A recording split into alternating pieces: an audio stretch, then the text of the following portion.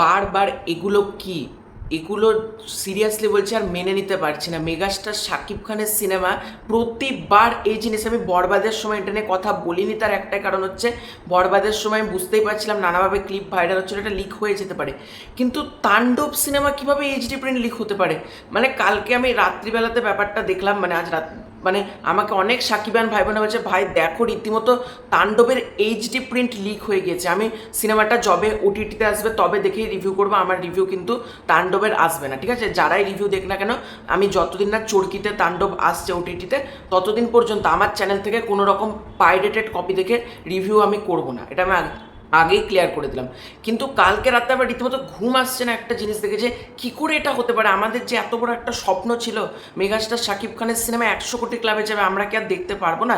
এই আশা থেকে আমাদের জল ঢেলে গেল, সাকিবিয়ানদের আশা কীভাবে ভেঙে চুরমার হয়ে গেল। প্রতিবার তাই হচ্ছে। আশা করেছিলাম বরবাদ 100 কোটি করবে, সেটা করলো না। ঠিক আছে, তাণ্ডবের সিরিয়াসলি হচ্ছে অনেক আশা ছিল তাণ্ডবে, কারণ এরকম একটা ইউনিভার্স প্ল্যানিং করেছে ডিরেক্টর রায়হান রফি। ডিরেক্টরের ভিশনটাকে আমি প্রচণ্ড ভালো লেগেছিলো, যে আমাদের বাংলাতে কেউ তো একটা ইউনিভার্স ভাবছে, তাও দ্য মেগাস্টার শাকিব খানকে নিয়ে। কিন্তু সিনেমাটা কি করে 7 দিনের মাথায় এইচডি প্রিন্ট বেরিয়ে যেতে পারে? বরবাদের সময় তাও মানে 32 দিন 33 দিনের মাথায় এইচডি প্রিন্টটা বেরিয়েছিল, কিন্তু তাণ্ডবে তো আমার আশ্চর্য লাগলো 7 দিনের মাথায় পুরো এইচডি প্রিন্ট বেরিয়ে যাচ্ছে তাণ্ডবের।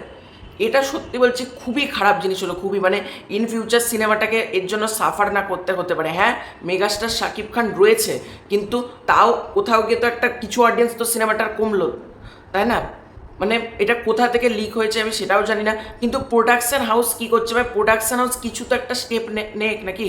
আর প্রোডাকশান হাউস যেটা করতে আমি প্রথমেই বলবো, প্রতিটা লিঙ্ক ধরে ধরে আগে ব্লক করো, এবং প্রতিটা লিঙ্কে মানে পাইরেটেড লিঙ্কগুলোকে আগে থেকে যারা যারা এগুলো আপলোড করছে অতি অবশ্যই স্ট্রাইক মারা হোক। ফেসবুকে আমি বিভিন্ন গ্রুপে দেখছি পোস্ট করছে তাণ্ডব ফুল মুভি লাগলে ইনবক্স এরকম লিখে লিখে পোস্ট করছে, তাদের প্রোফাইলগুলো ধরে ধরে আগে ব্লক করো, যারা এগুলো কমেন্ট করছে, যারা এগুলো লিঙ্ক ছড়িয়ে বেড়াচ্ছে।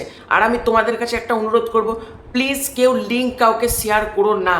সেটা তোমরা যাদের কাছে লিঙ্ক এসেছে তোমরা নিজেরা রাখো তোমাদের কাছে, বা লিঙ্কগুলো চাইলে ডিলিট করে দাও। হলে গিয়ে এনজয় করো একটা সিনেমা, মোবাইলে পাইরেটেড কপি দেখে কোনো মজা না। রায়হান রাফি বলেছিল এই সিনেমাটা কিন্তু বড় পর্দায় দেখার জন্য, এটা কিন্তু বড় পর্দায় গিয়ে দেখো, আশা করি তোমাদের প্রত্যেকের ভালো লাগবে। আর মেগাস্টার শাকিব খানের জন্য বিশেষত খারাপ লাগছে আমার, কারণ সিনেমাটাতে উনি রক্ত জল করা পরিশ্রম করেছেন, তো ওনার পরিশ্রমটা নিমেষের মধ্যে ভেঙে চুরমার হয়ে যেতে পারে না। মানে একটা পাইরেটেড কপি দেখে আমি ওনার পরিশ্রমকে আমি কখনোই জলে ফেলবো না। আমি যবে ওটিটিতে আসবে বা ইন্ডিয়াতে যদি রিলিজ করে আমি তখনই তাণ্ডব দেখব এবং তাণ্ডবের রিভিউ দেবো। আমি এই মুহূর্তে তাণ্ডবের রিভিউ দিচ্ছি না একটাই কারণে, ঠিক আছে? প্রচণ্ড খারাপ জিনিস হলো বলা যেতে পারে, কিছু বলার নেই। আর সিরিয়াসলি বলছি, মানে এত খারাপ লাগছে না জিনিসটা দেখে বলে বোঝাতে পারবো না। তো তোমাদের এই পুরো ব্যাপারটা নিয়ে কি মতামত কমেন্ট করে জানিও। খুব শীঘ্রই আছে নতুন কোনো ভিডিও, ততক্ষণ পাই পাই।